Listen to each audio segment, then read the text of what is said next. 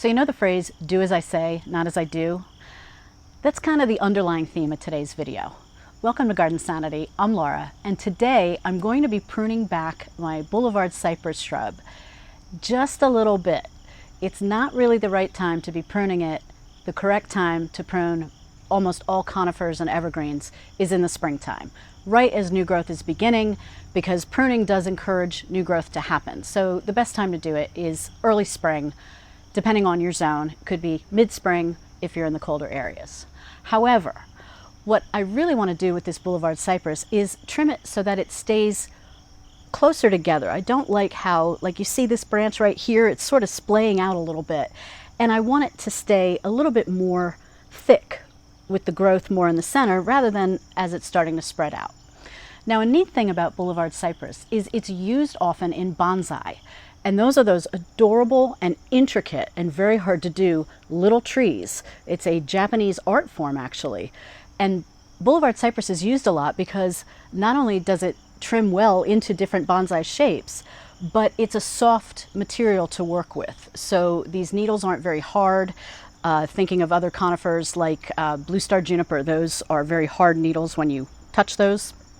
These are pretty soft. And so what I'm going to be doing is just taking a little bit off here and there to make the shrub a little bit more thick. And then in the springtime, I will come in, and that's when I'll probably attack this big branch. I'm not going to take this off today, as much as I'd like to. But I'm going to take off a little bit here and there, and I'll show you what I'm doing. So let's start at the very bottom, just so you can see how beautiful the shrub is. There was some brown dieback at the very bottom, and I trimmed some of that off. And that's not to be unexpected. When it starts to dry out, it'll dry out sometimes from the bottom, sometimes in the middle. But look at how beautiful this shrub has grown. Now again, as I do, and as I say, almost every time I show this shrub, here's what it looked like when I first planted it 2 seasons ago. It was so cute, right? Just this little shrub. And the tag said that it can grow to 5 to 6 feet in about 10 years. However, that's not going to be its final height, and that's where you really have to pay attention to plant tags. They'll say on it, 5 to 6 feet, and you think, oh, cool. But you don't read the fine print. That's in 10 years, in 5 to 10 years it says. And then it can go up more. It can go up to 12 to 18 feet, sometimes larger. So you got to kind of be aware.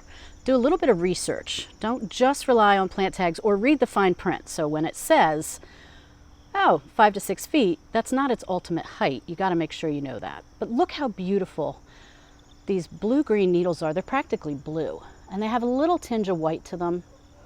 It is just a beautiful shrub. So when you're standing here looking at it, what jumps out at you maybe, and what jumps out at me, is this branch, for example. So this goes way out, and it's a beautiful branch. But I'm probably going to take this one back in a little bit, cut it right about there, just so that it starts to keep the growth coming in more rather than spreading out. And again, that's purely what I'd like to do. This is, like I said, used a lot for Japanese bonsai. It takes very well to any kind of pruning you give it. Just any kind of hard pruning, do it in the spring. But you could easily let this grow and expand and grow really wide. There are some gorgeous, large specimens of this, both in the wild and in various botanical gardens. You might come across it.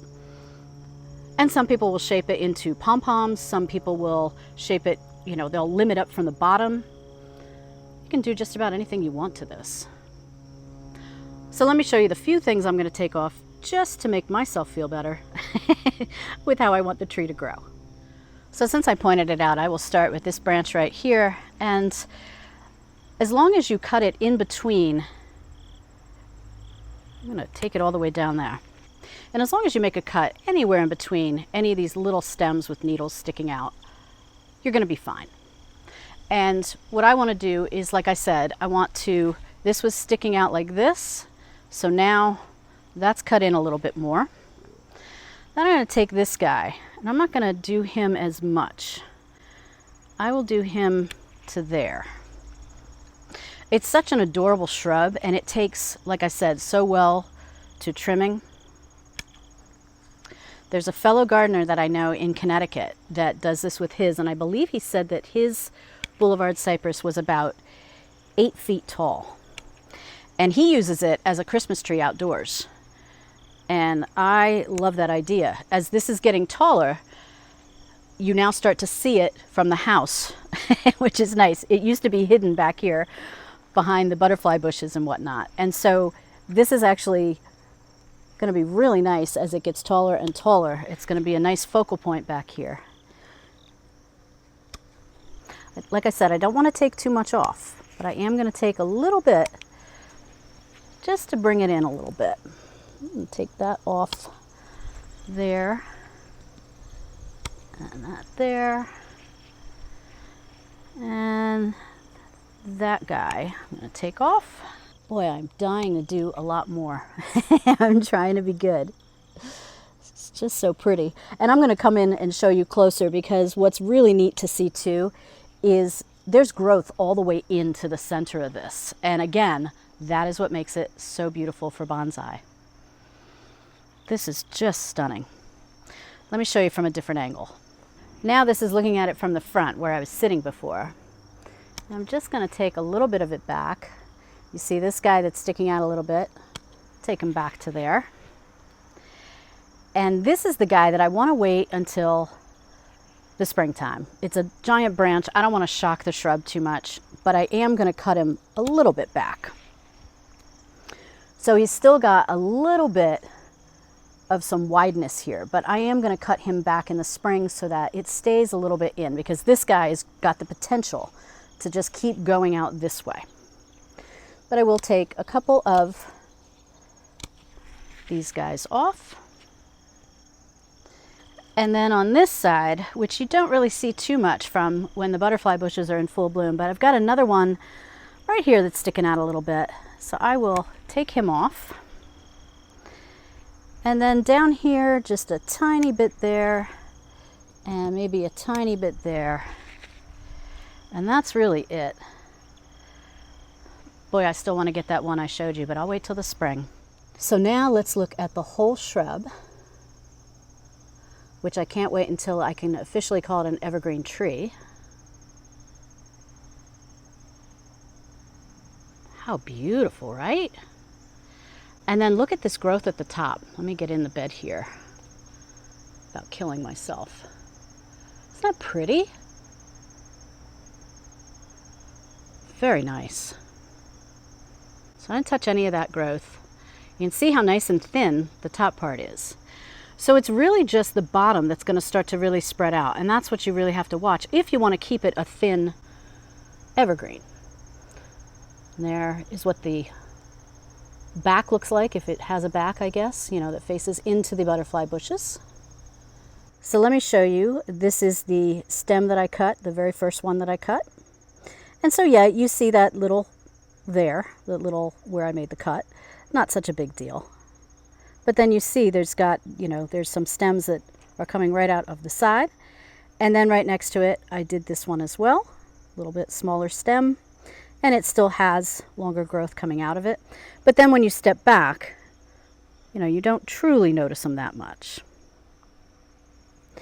And then over here, like I said, is the stem that I want to tackle. You can see how it's just jutting out up like this.